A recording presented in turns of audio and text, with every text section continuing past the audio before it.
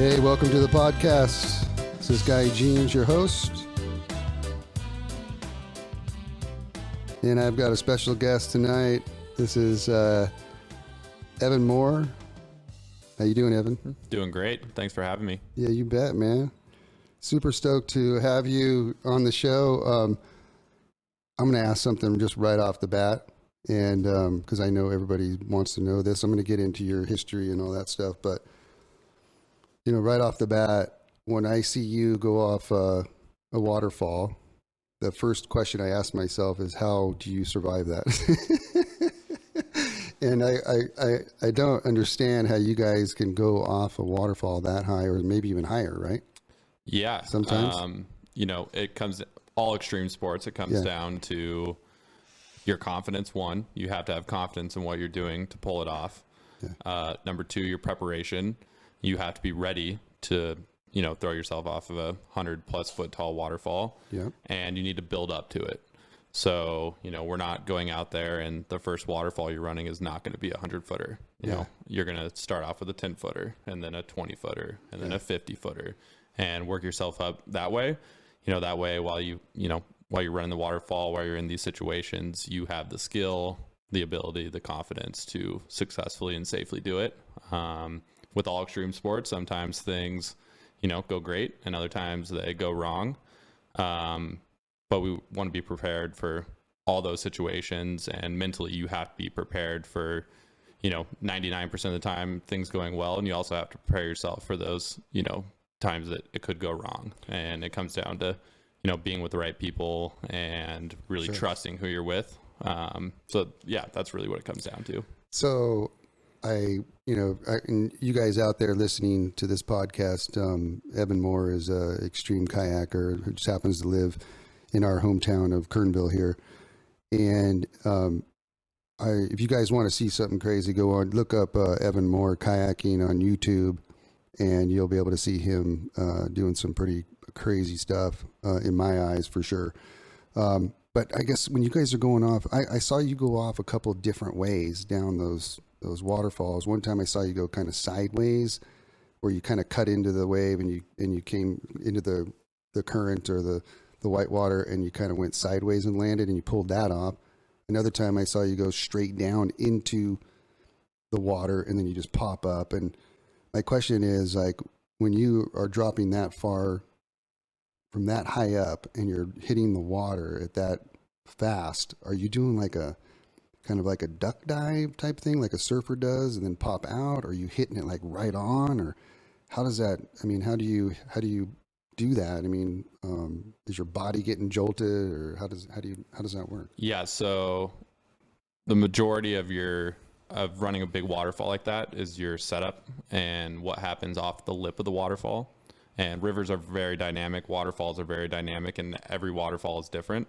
So depending on the type of lip that it is, whether it's, you know, a completely flat lipped where the water just rolls off of it perfectly, or has some sort of angle to it, will depend on kind of how you initiate your first stroke off the waterfall. Mm-hmm. But the main objective of every waterfall that's substantial in height is to land perfectly vertical, and then being as tucked up as possible, whether that's holding onto your paddle or throwing it. If you hold onto your paddle, you're going to tuck to your side with your head straight down and minimize that surface area as much as you can. You know, that impact that's going to come to your body. The biggest thing you do not want to do is land flat. Because if you go off the waterfall and you're not landing in that perfect pencil, then you're just exposing your back to serious impact. Okay. You know, the nose of the boat will penetrate the water, and you want to go as deep as possible. Whereas if you land flat, it's basically like pancaking, you know, on a jack you up. Yeah, exactly. Yeah. So you're actually hitting it with the nose straight in. Straight down. Okay. Yeah. Now, depending on the size, that will depend on how you want to land. Uh-huh. So say if it's a 30-footer, you do what we call a boof. And a boof is basically coming off the lip of the waterfall and landing at some sort of angle that's not perfectly vertical. Right. And the reason you do that is, you know, sometimes you want to stay upright because there could be something dangerous downstream, a cave, a sieve, anything like that. So it really just depends on each individual drop that you're running of how you want to run it. But the main thing it comes down to is, making sure you have that confidence and that ability to do it, and then being surrounded by a team that can help you if things go wrong. Right. So have you ever been going down a waterfall and then noticed that you're in the wrong position?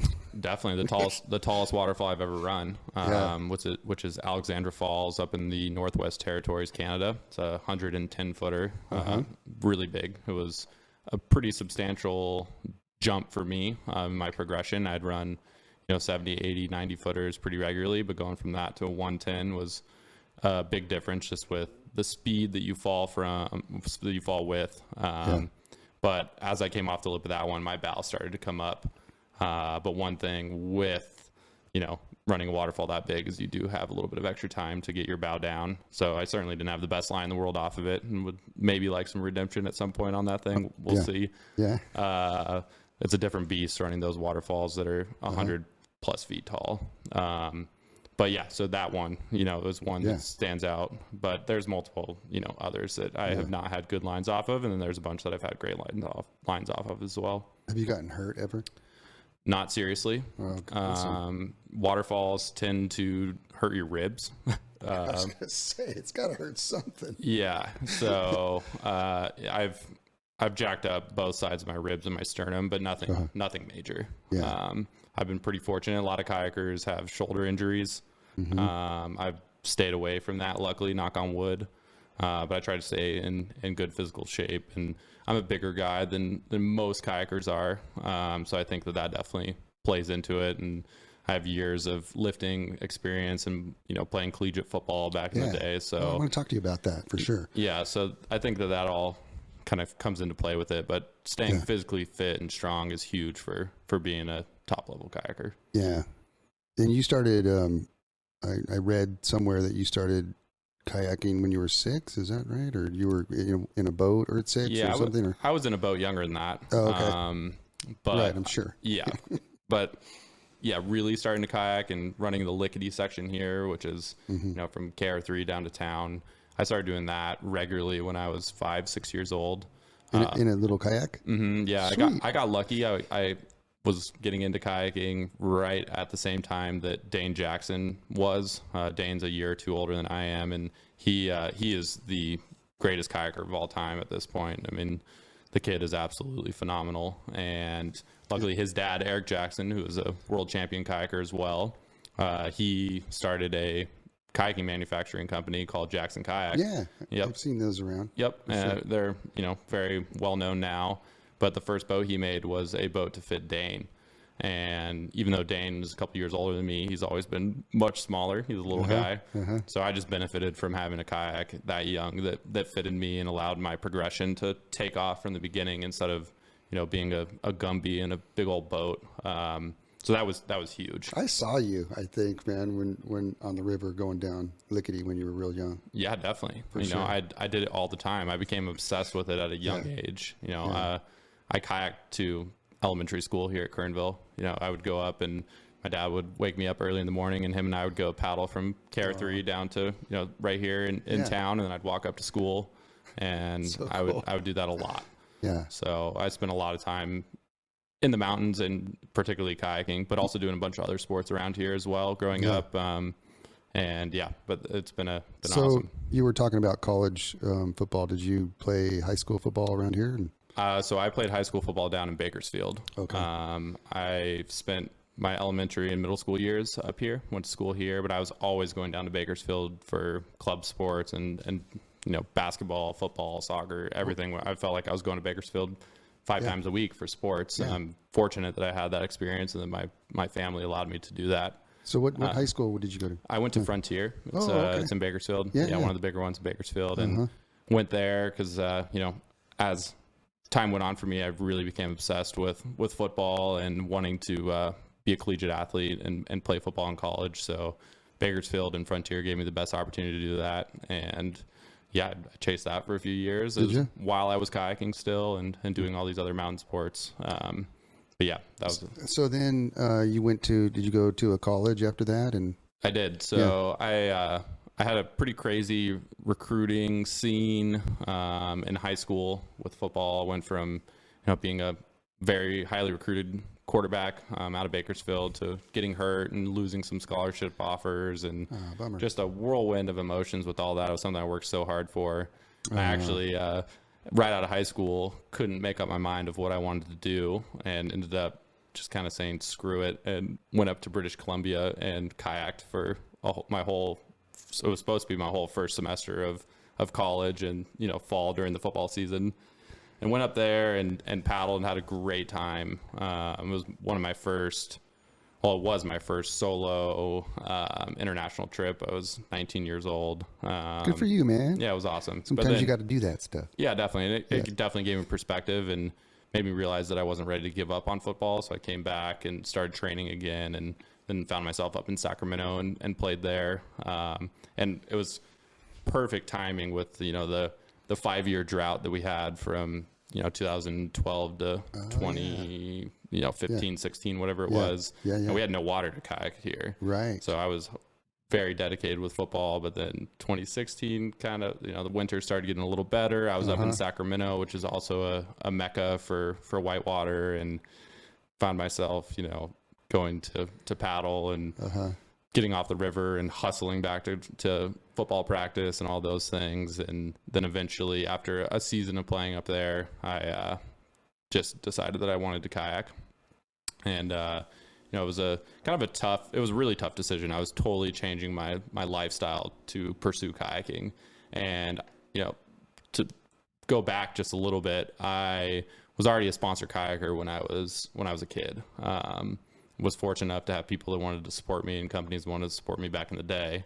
And it was already, running class 5 by the time I was 11, 12 years old. So it wasn't just I didn't kayak and then now I'm hopping back into it. It was more just a transition to, I'm going to dedicate my life to the river and to kayaking versus doing it more recreationally. And decided to do that, and convinced my parents to let me take online classes with school. And that lasted about 6 months or 1 semester, and my grades were terrible because I was kayaking. Yeah.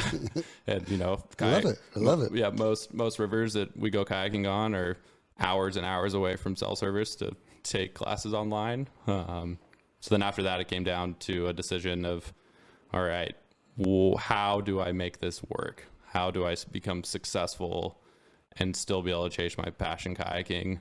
And fortunate enough for me, my family owns Sierra South, which is one of the big rafting companies and kayak schools, and we're one of the venture companies here in Kernville. Yeah. Shout out to Tom and Marianne. Yeah, absolutely. They're awesome. So during that time was the first time I really had the conversation with my dad, who founded Sierra South with my Aunt Marianne, about potentially taking it over. But I told him I'm not ready to do this now. Yeah. So he was okay with that. Let me drop out of school. And now, 5 years later, whatever it's been, 5-6 years, I've traveled to 20 plus different countries kayaking. Really? And now I'm here and slowly taking over the business and transition into that as well. So. Oh man, that's awesome. Where did you go? Like what countries did you go, or what countries didn't you go to? Yeah. It sounds like. Man, what was your favorite? What was your favorite place you've ever been? That's a tough question because so many places are so awesome. Yeah. My favorite so far has been Pakistan. Wow.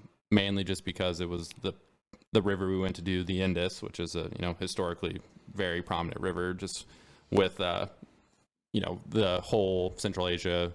That's their water source for their agriculture and farming and food there. Major rapids too? Huge rapids. I mean, sweet. the biggest rapids really that have been kayaked. And yeah, that place was amazing. So that was into 2019. And then, places that I could see myself, living in for a period of time, or maybe taking business ventures down to another place would be Chile in South America. Yeah, it's a lot like California. It's good fly fishing there, bud. Yeah, absolutely. Absolutely. Yeah. The river that we want to maybe go down to is great for fishing. Yeah, that's what I've heard. Yeah, it's awesome. Yeah, so awesome. when you go to these rivers, like in Pakistan or wherever you go, are you scouting them prior? And that was another question I had that I wanted to ask you back in the waterfall section is when you guys are going off these waterfalls, are you guys like going in to the waterfall prior to like kind of check for rocks or anything? Or are you guys just going for it? So it depends. Yeah. If the waterfall has been run before, Okay. we know that we know what happened. Okay. Kayaking is a small sport. We know the top end kayakers, and we're all friends. So we talk about these places that we want to go and these rivers that we want to do or the waterfalls we want to run. So it depends. If we're going to do a big expedition somewhere or a first descent, then it's totally on us, and it comes down to a ton of Google Earth scouting and all of those type of things. Yeah. And then for the rivers that have been done before, then the ones we feel confident about, the crew that I typically paddle with, we feel pretty confident that if someone else has done it, then we should be able to figure it out. It doesn't mean we'll do it as well as the other people did, but we should be able to figure it out with talking to them prior and getting their beta and then dropping in and figuring it out. So yeah, I was wondering about that because you got to scout some of that stuff, I'm sure. Oh, of course. You got to go look at it, right? Oh, of course. I mean, we're scouting all the time. I don't know if it was you, but I was watching on a video. It looked like maybe it was you. Somebody was standing on top of the waterfall looking down. Was that you? Yep. Yep. So that's crucial. Okay. So do you get nervous, or you just get psyched? I mean, what is the feeling that you have like when you're getting ready to go rush it? Is it just pure adrenaline kind of a thing, and you're just going for it? No, it's not pure adrenaline because if I ran just off of that, I would probably not be here right now. Yeah. It's a dangerous sport. There's a lot of things that could happen. So I really try to go into every rapid, every waterfall, whatever I do with a clear conscience and really think about whether or not I could do it. I eliminate my feelings and I look at it strictly on, okay, I see the line. Do I have the capability of doing it? And if I do, then I'll do it. If I'm feeling it. If I don't, then I turn away from it and I walk away. Okay. It has to be that black and white. For me, at least, there's some people that operate differently. Yeah. But for me, I have to look at it that way. That way, when I'm dropping into one of those monstrous rapids, I have no doubt. I saw you go on one of the videos. I saw you go through. I think it was about 3 or 4 rapids you went through, and then a waterfall on the end, and then afterwards you're just like, you're all super stoked. I mean, that must be a rush, right? Oh, of course. Yeah. I mean, all your bros are there waiting for you, or of course, whatever. And I don't want to make it sound like I'm not an adrenaline junkie, because I absolutely am. I crave those feelings all the time, but I crave the feeling of being at the bottom. Yeah. And that cheering and, seeing your friends down at the bottom, and after lacing a waterfall or rapid, that's the best feeling in the world. But again, from the beginning, when we're scouting and all that, I try to take all that emotion out. That way I'm just clearly thinking about what I have to do, because to me, it demands that much respect. Yeah, for sure. Yeah, absolutely. So I want to go into everything with that clear mind. For sure. Yeah. It's almost like meditation, man. You got to be focused, and one of the things I wanted to ask you was, when you're going down, like, let's talk about the cataracts in the lower Kern. When you're going down there, so let me tell everybody what that is. Like, the lower Kern is considered a pretty intense river to kayak, and the cataracts, is that like one of the gnarliest rapids down there that you guys do? Is that? Yeah. So the lower Kern's pretty long. Yeah. From Lake Isabella down to Bakersfield is the lower Kern. Yeah. And those first 20 miles are where all the recreation happens, from whitewater rafting, the camping, really all of that is there. Yeah. And then down below, once you get into, for the people who've driven up, 178 before, all the windy parts. Yes. That's where things start to get really big. You can see how big the boulders are down there, and the gradient down there is much more than any other part of the Kern. Yeah. Yeah, for sure. All those big boulders. Oh my God. Yeah, it's huge. Yeah. And during those high water years, like we've had recently in 2017 and 2019, when the river's above 3,500, 4,000 CFS down there, it's as big of Whitewater and as much of a proving grounds and as there is anywhere in the world. Is that right? Oh, absolutely. Yeah. And that's such a huge part of me and why, I've been able to do the things I've done is because, over the last few years, we had 2 really solid water years that allowed us to have that in our backyard and paddle, 50 to 70 days down there on some of the most intense whitewater, in the world. And you do become comfortable out there, at least to some point. So the cataracts, is it a class 5? Yeah. From 5+. 5+. Yeah. I mean, some of the rapids down there are some of the biggest rapids that have still ever been run in a kayak.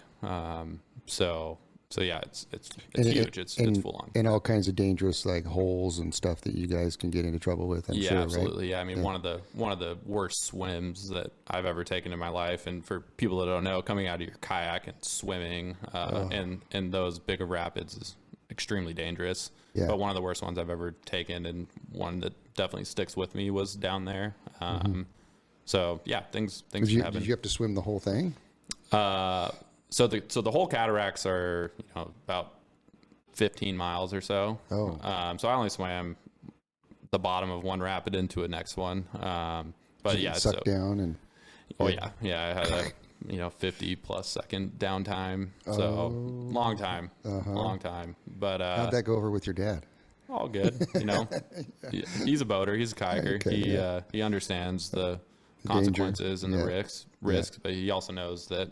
I paddle with the people that I paddle with for a reason, and that's because they have my back, I have their back. So we're picky about who we paddle with, in a sense of when we're doing the the gnarliest stuff. Yeah, we want to be inclusive for everyone because we want the sport to keep going and people to keep getting better and better. But at times when you're running the the gnarliest shit in the world, you have to have the right crew. So and I feel lucky that I have those people by my side. So when you put in there, how long does it take you guys? Like when you put in the top of the cataracts and then go all the way down, that's 15 miles. So how long would it take you guys? So the first time we ever, in 2017, when the water got really big, it got big early into February. It took us 3 weeks to piece together the whole puzzle down there of the whole section. No one really has done it? Or not at those flows. Yeah. Okay. So it's been run a ton. It was the first eve, our first descent was back in the 80s. Okay. But the highest flow that anyone had ever done it at prior to 2017 was roughly probably about 2,800 CFS, and we ran it at 5,800 CFS. So a lot higher and just a whole different beast. But yeah, so it just really, really is a special piece of whitewater. Yeah. So your favorite water, we were talking earlier, would probably be the upper Kern.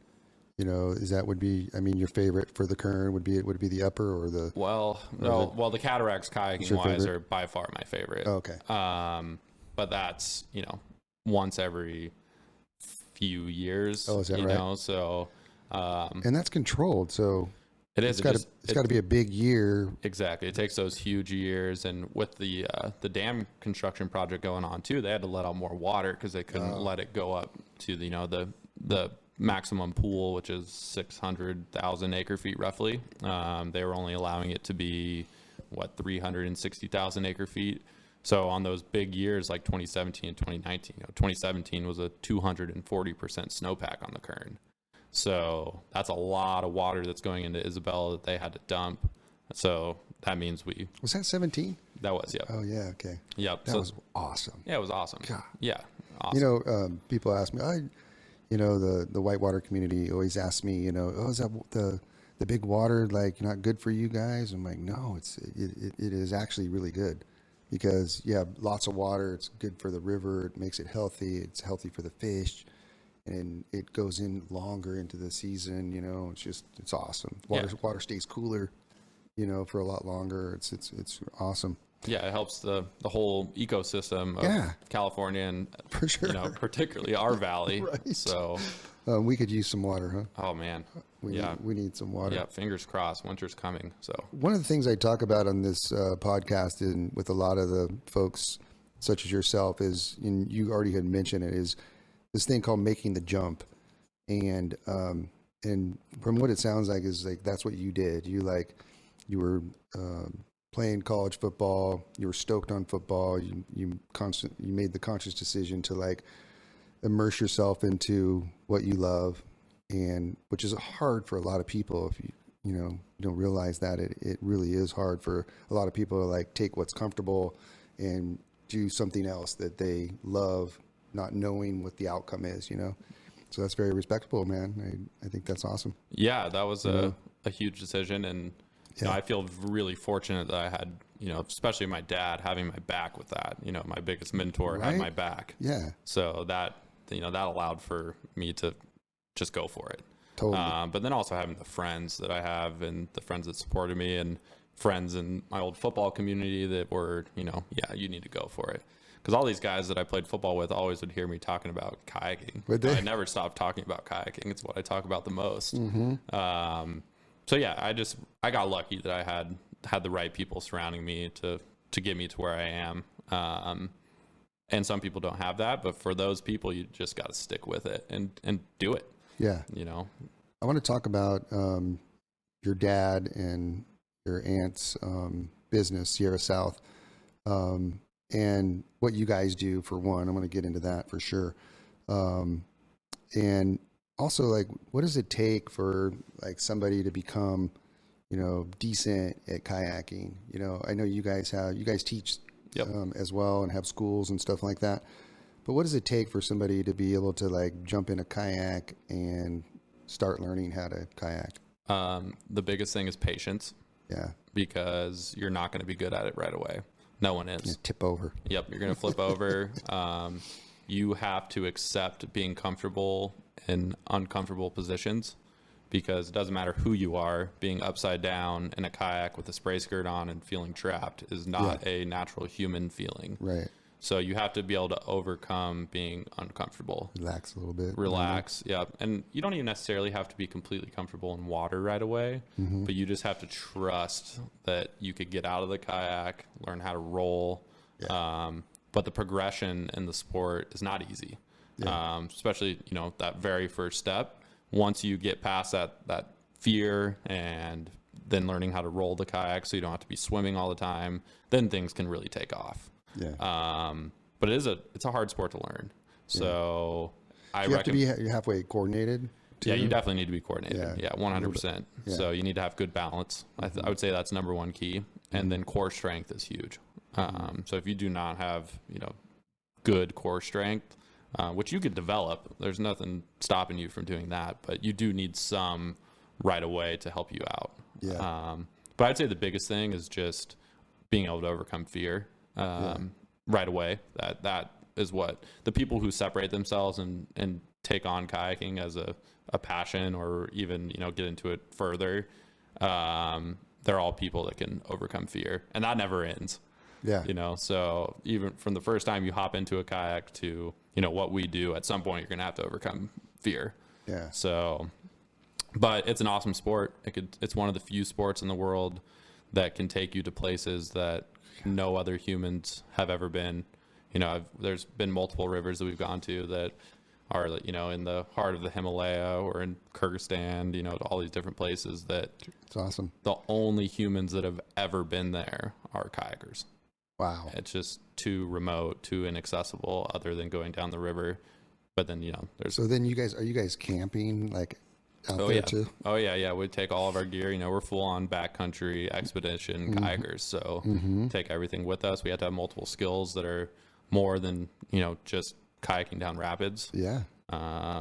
It's a full on expedition sport at times, if you want it to be. Yeah. If you want to go and explore these places that have never been explored, then there's a lot of skill that goes in with that as well. So when you're going down have you been to done Africa and stuff like that? Africa is the one continent I have not been to yet. Okay. So, but I mean, you've been to some places where there's, some animals that can hurt you and stuff like that, or any kind of places like that? Africa is definitely the place that people worry about the most with kayakers, with the hippos and the crocs. Yeah. So I luckily have not had to deal with any in-water things that have freaked me out. Yeah, right. You look behind you and yeah, I mean, there's some crazy stories of things that have happened to kayakers really? in Africa. So, but no, we're more dealing with the elements, dealing with rain, and when we're in these in the big mountains in the Himalaya and things like that, you got to deal with putting on at the right time of the year so the water's not too high. You got to deal with these glacial land outburst floods that happen all the time in these areas. So where the glacier that the river comes from will literally burst and send millions of CFS of water, or hundreds of thousands, maybe not millions, but hundreds of thousands of CFS of water down. So you have to plan your trip accordingly and get eyes down there and get connections with locals. And hey, has this, we call them gloffs, has a gloff happened this year to be able to go and paddle this? And if it hasn't, then it's just like, okay, we can't go. So how does that go down? Like, you guys are all kind of watching, or is there somebody it's like the trip leader that's going, hey man, this country's river is going off right now, and then you guys are off and going? Or it's a little less, more planning goes into it than, say what big wave surfers do. Yeah. Big wave surfers are just looking at swells and we'll book a plane ticket the next day and go. Yeah. For us, rivers are pretty predictable, with the seasons. So, the Himalaya season is, fall, early winter. It's when the rivers are at their lowest. And whereas like California is spring off the snow melt. Right. So we could predict pretty much when the rivers are going to be good, but there are other factors that go into exactly when to go. But with the knowledge of just overall knowledge of mountains and how rivers work and all that, you could pretty safely decide a good time to go. So do your sponsors cover you guys' all your trip expenses and stuff too, or do you got to throw down some stuff too? Typically we have to throw down. Kayaking is a small sport. There's not a ton of money in it. Yeah. There are kayakers, and I've been fortunate over the years to get support from some of these companies, but 98% of the kayakers are fully self-funded and are doing this for the love of it. For sure. But there are, a few select people that have gotten money over the years to go do specific trips, but I've never once in a season had every trip paid for. We might go and do one expedition that Kokatat sponsored, or Waka, whoever sponsors us for those. That's always nice, huh? Oh, it's great. Yeah. Those are the best trips. But it also comes with some added business pressure too. They're expecting something in return. They want all the media from it. So instead of just running the river and doing all that, you also have to worry about getting video and getting photos and writing blogs and doing all those things. So there's guys on the trip doing all that too? Nope, we have to do it. Oh, you do it? We have to do it because, you can't just be a average, filmmaker who drops into one of these rivers somewhere, because it's just not possible. What's going to happen? Huh? So we're also, videographers and photographers, and some of the best filmmakers and photographers I've ever met are not, atypical photographers or filmmakers. So, but we have to do it if we want to document ourselves. Some of that footage, is so fun watching it when you guys are going over the falls. Yep. It's epic. Yeah. We worked hard at that too, because we want to see the sport grow and promote it. So if it's the only way to really put it out there and broadcast it, we have to get good at the filmmaking and invest in nice equipment and things like that. So good production. Yeah, you have to. So let's talk about Sierra South and what you guys do. And, talking to you earlier, you said that you are taking over the business, and that's a big deal, right? Yeah, huge deal. Yeah. So that's just you, or just you in a group, or just you? I have a core group of employees that I have with me that I will forever be in debt to. They're amazing, and they're a huge reason that the business is going in the direction that it's going. But as of right now, it's me taking it over from my family. So right on. Yeah. That's a big responsibility. It is. It's different. I've had to learn how to balance my time better. It's important, man. It is. It's balance. Huge. Yep. And that's what my lady tells me. Guy, you need to balance. Yep. Like, yeah, you're right. Yep. I don't have to worry about go fish more. I don't have to worry about that side of balance yet. But just balancing, work and my livelihood through Sierra South, and then also with kayaking. And it's been tough. The last 2 years with COVID and drought have been an ass kicker for kayakers in California, and especially here on the Kern. We as outfitters, in this area have had to do so much adapting to whether it's fires. We got a major fire going on right now, and the river's shut down, and it's been happening throughout the end of the summer and into the fall. And then we have drought, and then we have all these things. So we're totally adapting to all these different conditions and doing all these different things. You guys are going over to the Klamath, and you're going to where else? The Black Canyon, and all these different places, and kind of adapting, which is amazing. What else does Sierra South do? Like, kind of give a besides having like a really cool store right across from my shop. A really cool outdoor sports store with all kinds of cool stuff in there to check out. What else do they do? Yeah. So, our biggest part of the business is whitewater rafting. We'll take upwards of 10 to 15,000 people a year rafting. So that's crazy. Yeah, it's crazy. This area is just booming with tourism when we have water and no fires. But yeah, so rafting is definitely the bread and butter for us. But we also have a whitewater kayaking school. We're the largest whitewater kayaking school in California. Oh, really? Yep. So, okay. So do you do a lot of that stuff, or? I do not. I did years ago. Yeah. But now that I'm taking over the business, you could catch me guiding a raft every now and then, which I really enjoy. But I've let my instructors, create the curriculum and. Are you doing all the admin stuff, man? I am. I know. Doing all brutal. I know. I still get on the water, but yeah, I have to do all that too. Yeah, especially in big water years, and I'm getting the right employees in place. So the next big year we have, I could just be on the water all the time. Good for you. But that, and then we have a rock climbing school. Oh, you do? Yep. So we do rock climbing in this area, this area is incredible for rock climbing. Yeah. So we do everything from beginner rock climbing all the way up to if you want to learn how to trad climb and really get into the sport. So you guys have instructors that are doing all that stuff? Yep, we share one, Danny Hausch. Oh, yeah. One of your guys' guides. He's one of our whitewater rafting guides, but also one of our climbing instructors as well. Mm-hmm. And then the retail store, like you mentioned, is another big part of the business. So yeah, you guys have some cool stuff over there. Yeah, I'm pretty hands off with the retail side of things. Okay. But yeah, they're doing a great job in there. So yeah, very, very cool. So have you, over the years, you've had some friends, kayaking and stuff. Have you ever had like loss and stuff and friends and? Oh yeah. Really? I have two significant ones that were difficult. Actually, the last time I saw both of them was leaving in a taxi from Kyrgyzstan. This was a few years ago now. Oh, okay. We were on an expedition there, and said goodbyes, and then that was the last that I saw them. It was two separate situations, but those are the two that really have hit home for me. Yeah. Unfortunately, it's part of our sport. Yeah. It doesn't happen that often. It doesn't happen as much as it does in some other sports. Right. But the community is so small that it takes a toll. And to be a top level kayaker and to, push the limits of the sport, you're probably going to go through some sort of either loss of a friend, but you're also probably going to have an incident yourself that is scary.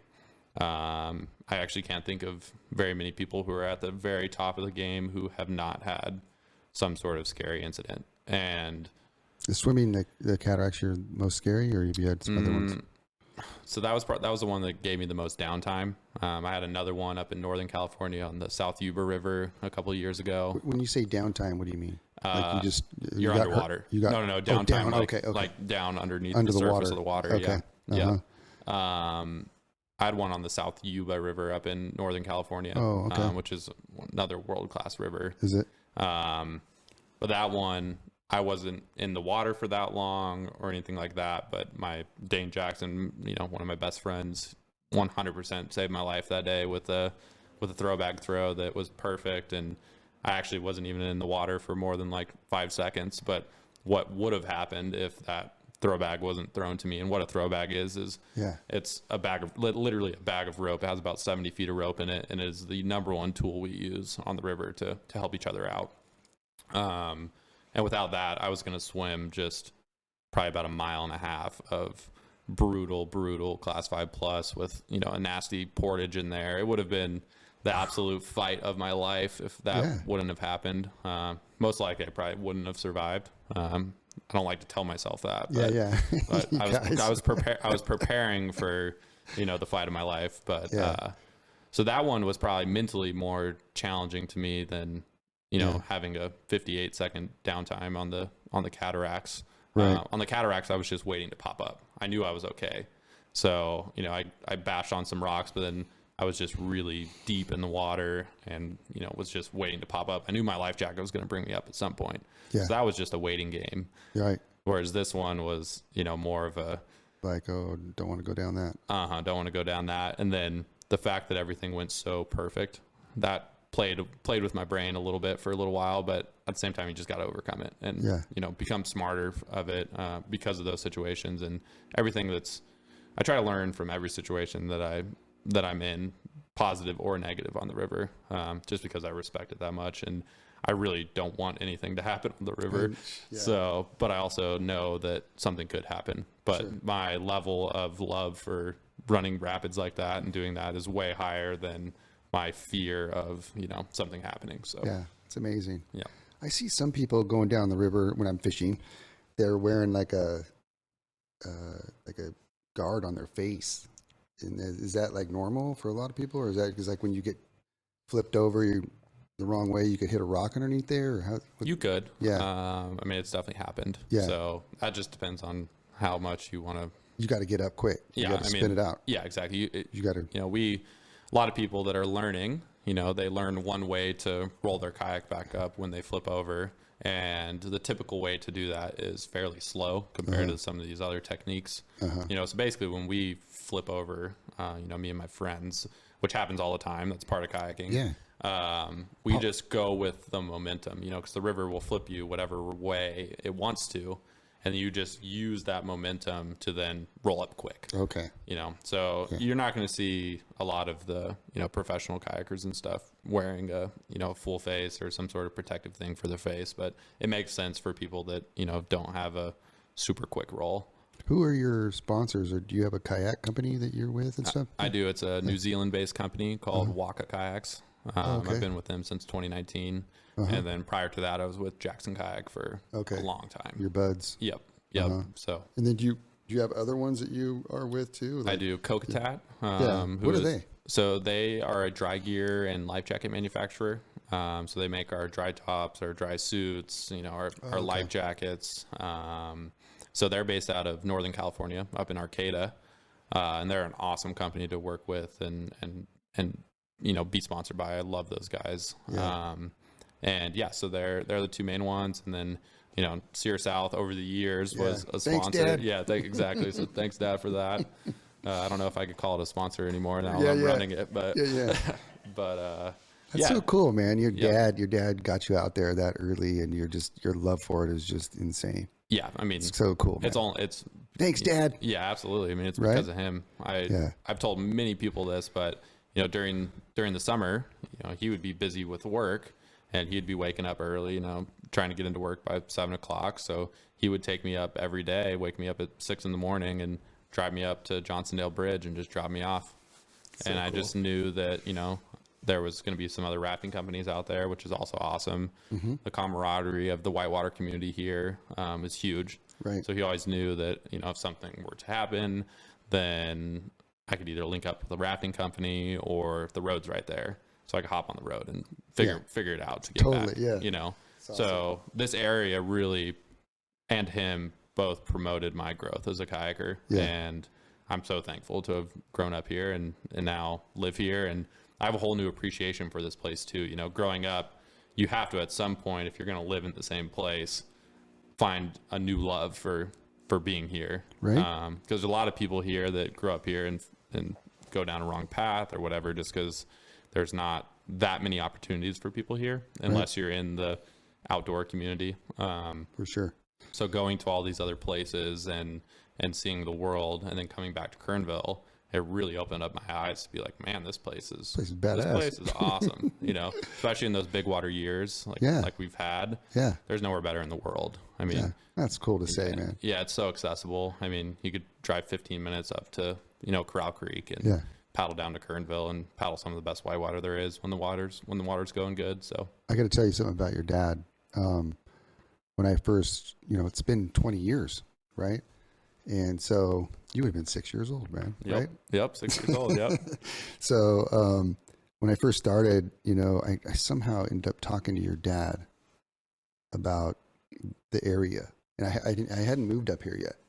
And your dad gave me this like totally like positive like vibe about Kernville. It's a great little town, it's this and that. We could use a fly fishing place up here, he says to me. And I'm like, oh, right on.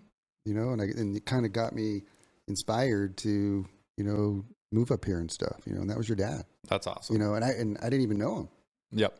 I think I might have called there or something, but somehow I can't even remember, but we had that conversation of how cool Kernville was.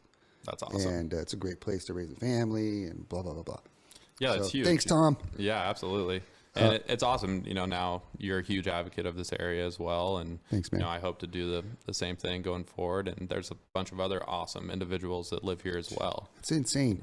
A lot of people don't realize the outdoor community here in just this little town, man, is unbelievable. Like the kayaking, the fishing, the mountain biking, the whitewater community, the lake community, all the people that use the lake. I mean, it's unbelievable. Yeah, it's huge. It's so amazing that we have that. Yep, and here, it's it's still a hidden gem, and for most sports, excuse me. And I don't know how you feel about this, but to me, I'm not someone that wants to necessarily keep it a hidden gem from the awesome outdoor community that could use this area. Right. Yeah. I think we could use more like-minded people being here. Absolutely. So I'm an advocate for that. I'm with you on that for sure. Man, I can't tell you how many times people walk into my store and say, I've never been here before. I'm sure with you guys, the same thing, right? All the time. Yeah. And it's like, how we're so close to Los Angeles for one, and Fresno and all these big cities, and people have never been here. It's pretty cool. Yeah, absolutely. To be able to introduce them to, and what's crazy is, I remember way back when I was thinking about opening the store here and whatnot, and somebody in town here told me not to do it, and I just didn't listen and just went for it, and I'm so glad I did. You know what I mean? It's just such a great town to be in for one, but also just to live here and experience the river. I mean, it doesn't get any better. No, it doesn't. I mean, it's coming from a guy who's been all over the world. Yeah, it's that. It is. It's as good as it gets, and it's as good as it gets for a lot of sports here. Yeah. The mountain biking here is insane. Right. The fishing's incredible. Yeah. The wind sports that we have on the lake are incredible. The climbing here is another sport that is very, underlooked, from the Needles to all the other, more local climbing spots that we have. All the sports here really have world-class terrain and features. So, and there's very few places, across California and across the world where it's all in one area. Yeah. You could go to, the High Sierra to go find some climbing, or to Yosemite to find some great climbing, but there's not necessarily the accessibility that there is here. And there's not the kayaking or the lake or all these different things. And we're so accessible to higher terrain here too. We could drive 20 minutes out the door and be at 8,000, 10,000 feet. Right. And that's what's so cool. Yeah, it's so cool. There's nowhere else. I haven't been anywhere else quite like that. So how far up the Kern have you kayaked? Have you started from the headwaters yet? Or are you planning on doing that, or what's going on? Yeah, I have not. I keep putting it off to do other rivers. Just because the headwaters of the Kern is not the gnarliest class 5 that there is. Yeah. The Kern's pretty unique. We lose all of our gradient down towards the bottom. Yeah. Which is the cataract. So that's where the big rapids are. Yeah. And it gets steeper as it comes down the canyon. So there's other High Sierra runs and other rivers in California that I've decided to go to, and but do you have a plan to do that? Oh, absolutely, I have to. Awesome. Absolutely have to. Good. So I would love to be the first person to run every inch of whitewater at the highest flows possible on the Kern. So that's definitely one of my goals still, and I still want to try to do, I've talked to you about this before, but a first ascent of Big Arroyo potentially. Really? I don't know. I haven't been up there, so I don't even know. Yeah. It's right on the edge of, like gradient feet per mile, whether it's runnable or not, but I've never laid my eyes on it. I've tried. I have some different That waterfall stories. is pretty insane. On Big Arroyo, yeah. Yeah. I know there's a couple in there that are totally runnable because I've seen photos of it. Yeah. But it also, that's the most remote area of California. Yeah. So you got to hike your kayak for 26, 27 miles with 10, 11 days worth of food and gear. So it's no joke to just hop in and, go do a first ascent of that. So have you ever experienced, like, I don't know if I've talked about this on the podcast or not, about being like where you haven't seen anybody or talked to anybody for 3 days, like you're by yourself and you like haven't talked to anybody for like 3 or 4 days. Like, have you ever gone that long without like talking to a soul? Like no radio, just being in the wilderness and being by yourself. Have you ever experienced that before? I haven't done too many solo trips like that. Yeah. It's crazy, man. I bet. It's crazy. Yep. When I'm mentioning that because I was up by that area, Big Arroyo, when I experienced that, and I was up there for 3 days, where I didn't talk to one person for 3 days. And you see those crazy people out in the wilderness. Yeah. There's a reason why they're nuts. Yeah, definitely, dude. Because after the third day, so 3 days, no people, no contact or anything. This poor backpacker was walking. I'm like, hey, dude, how you doing, man? And he was just like, dude, settle down. But, you crave that like human contact, Yeah. It was a trip, but it reminded me of, that's where I was. I was up there in the upper Kern in that zone and hadn't talked to a soul for that long. Yeah, I haven't done much of that because, most of the time kayaking, it's a team sport. Yeah. So, but I do have desire to do some sort of solo mission like that kayaking. Yeah. If not backpacking or something maybe that's not quite as intense. But right. I look forward to that time. So what's in the future for you for kayaking? Are you going to keep doing the extreme stuff? Or are you going to Yeah, absolutely. Okay. Yeah, absolutely. I mean, I have to find the balance between work and still doing the things I want to do kayaking. Mm-hmm. But I also, have desires to get a lot better at mountain biking and, get better at snowboarding and, backcountry snowboarding and all that. Yeah. So I have those passions as well. Oh, do you? Cool. Absolutely. I'm overall, I just love the mountains. I'm a mountain person. Yeah. So snowboarding. Yeah, all of it. I want to love that stuff. Yep. But kayaking wise, I still have so many goals. Do you? Yep. So, there's still places I want to go, rivers I want to do. I'd say some of the main ones are in the Altai Mountains in Russia and Siberia. Oh, wow. That's an area of the world that I haven't been to yet that I'd really like to go to. And then the opportunities are endless in the Himalaya.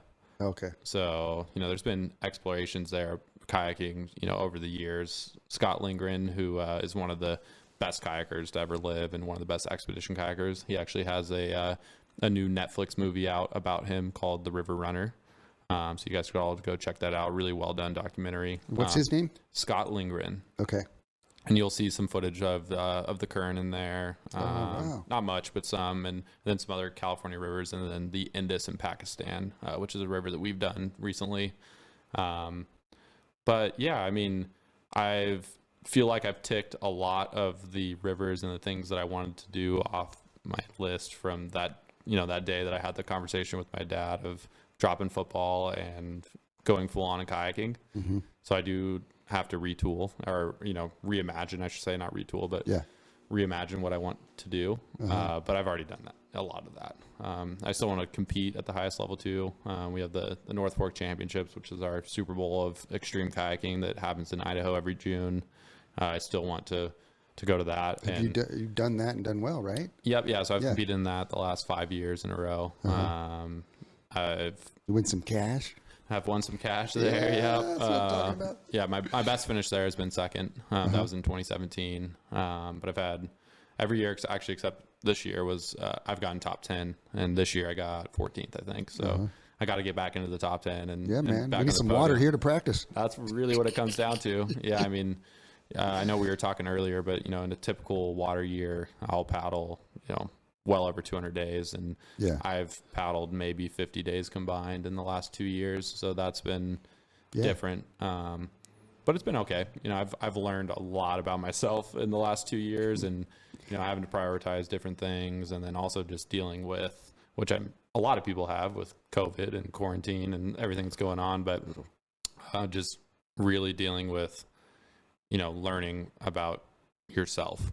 And everyone had a lot of time to themselves and a lot of time to think and do all that. So, I learned a lot about myself outside of the realm of kayaking and all these extreme things and being on the go since I was a little kid.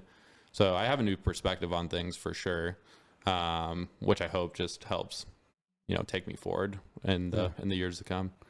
What do you see where do you see yourself taking Sierra South?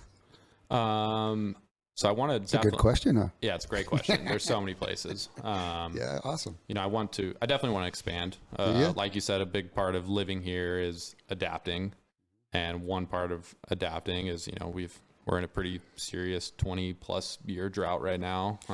Hopefully it ends soon, but if it doesn't, then, we'll still be here. 20 something year drought doesn't mean that things just go away here, but there's good years and bad years. But it just means, businessly we have to adapt. And I would love to take the business down to Chile. I love Chile. It's like a second home to me. Really? It's a lot like California in the sense of the mountains and just how it's laid out geographically.